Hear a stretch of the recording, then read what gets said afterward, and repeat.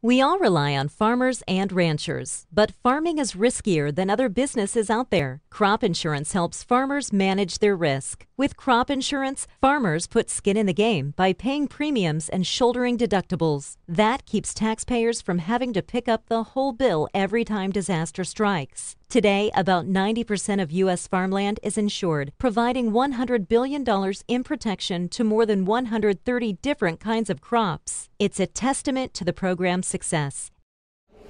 Thank you for joining us for our Agri-Pulse Washington Week in Review. I'm Spencer Chase, joined as always by Agri-Pulse Senior Editor Phil Brasher, discussing the week that was, agriculturally speaking, in Washington, D.C. And in Washington, D.C. this week, the Farm Bill continues to dominate the conversation, mainly because we actually saw some real concrete action on moving a Farm Bill forward here this week. The Senate Agriculture Committee marked up its version of the Farm Bill, passed out of committee with flying colors, a 20-to-1 vote, a very bipartisan action that we saw from the Senate Agriculture Committee, Phil, which is something that is traditional when we're talking about farm bills, but not traditional when we're talking about the 2018 Farm Bill. Right. This could not have been more different than what happened over in the House Agriculture Committee back in April, where it was extremely partisan, bitter.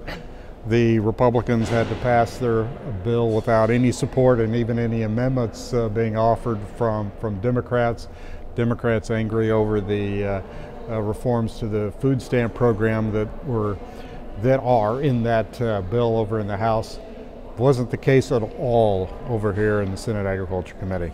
And the bill went through really without a whole lot of fireworks. Obviously, there was the commensurate amount of statements from members of the committee, praising the chairman and ranking member for their bipartisan work. But when it got to the amendment process, there really wasn't a ton of action as they moved title by title. And when there was action, there's a lot of support between the chairman and ranking member and vice versa, even when it kind of bucked party conventions. Right. And this is what they had promised for weeks.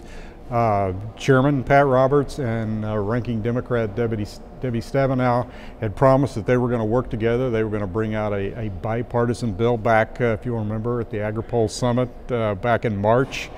Both of them spoke to us, and both of them pledged that it was going to be a bill that would get at least 60 votes. I think at the time, the Chairman Roberts said he wanted to get 70 votes on the Senate floor. Well, I tell you what, we're almost there on the Senate floor, and I think it's very possible it could get 70 votes, just based on what you saw in committee. It's both sides got a lot in this bill, and including the Democrats. Debbie Stabenow and other Democratic members of the committee very much have their stamp on the bill, and that was reflected in the fact that there were so few amendments. Now, of course, we move to the Senate floor for full consideration of the bill. Fulwell expects more amendments to be offered at that point, including some from committee members that, for either procedural issues or for requests of the chair and ranking member, did not offer their amendments in committee, and so there's still more amendments to come there, as well as the potential for something like a Durbin Flake amendment, which I don't think has been ruled out by anyone at this point. Yep, so that's an amendment to put a means test on crop insurance. It passed back in 2013. Senator Durbin told me earlier this week, that he still hopes to offer that. However, and this is a big however, Chairman Roberts talked to him just a few minutes ago. He said he expects to need only 2 days on the Senate floor. That suggests a very truncated amendment process.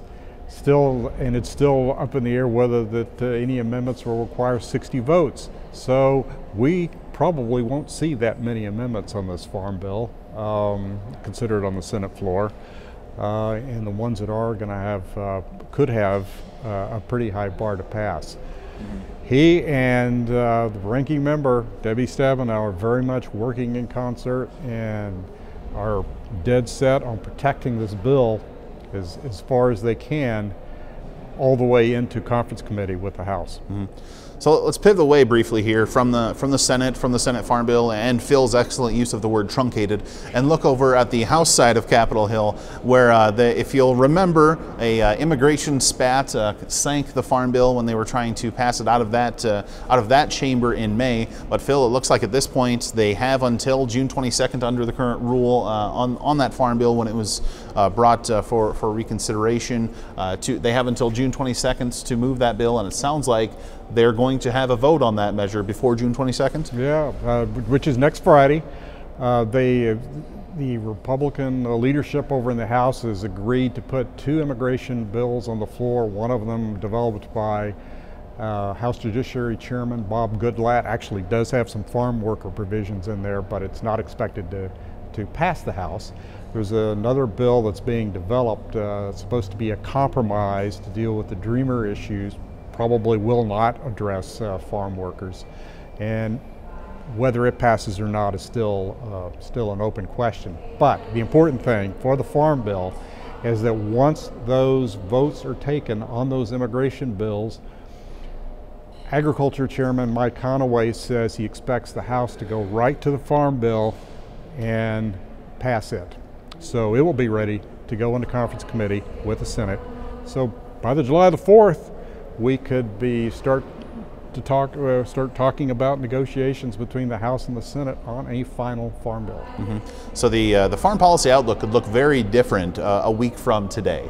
There's no question about that, with House and Senate Farm Bill consideration looking like it's just right around the corner. So we'll be sure to keep you up to date on all of the goings on in that regard.